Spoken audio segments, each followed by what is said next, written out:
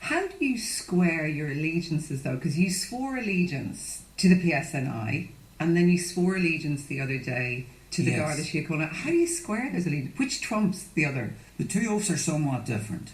PSNI attestation is one around upholding the law, upholding the European Convention on Human Rights, and very much puts the prominence of the rule of law and democracy to the fore. It makes no mention actually of the United Kingdom, and so it's a different oath from the one I took on Sunday night, which is to uphold the Constitution. There. So the two things are not in parallel. I might say that in the first place. Not everyone has welcomed your appointment. Stephen No. Travers, he's a survivor, of course, of the Miami show band massacre by the UVF in 1975. He's described your appointment as catastrophic for the nationalist community of Northern Ireland, and he says you're part of the culture of political policing, cover-up and collusion of the RUC. What would you say to him? I would make a number of points. Within the PSNI, I was a police officer. We were operating in a framework of great accountability. So that if I discovered wrongdoing, either in terms of misconduct or criminality within our records or involving a police officer, then I was duty bound in law to report that to the police ombudsman, and that often happened. So should have an assurance that in effect there's not all this information sitting which has not been properly dealt with. And that's the first point. The second point then, and I think there's a wider point he was making in respect of disclosure of information.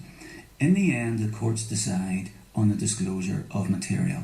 It's the responsibility of the police to make suggested redactions, both to protect individuals, but also to protect the identity of individuals and details of their personal life. So, right to life and right to privacy type redactions. And beyond that, then, it is for the courts then to decide whether they should accept or not the suggested redactions. But we as a police service only ever make suggested redactions, and it is for the court to be the ultimate arbiter as to what is actually discussed and talked about in the courtroom setting. And I suppose in a similar vein, the Dublin and Monaghan bombings, the victims there feel they've never got justice. They again speak of collusion, a lack of cooperation. I mean, you're now in the position, I suppose, Commissioner, they feel that you could help them. I mean, is there information you have through your decades being in the Northern Irish Police Service that you could provide, you could hand over that would help them? I need to speak to the general point around this, and the general point is, if we had information which suggested wrongdoing, as I said, that would have been required of the police ombudsman.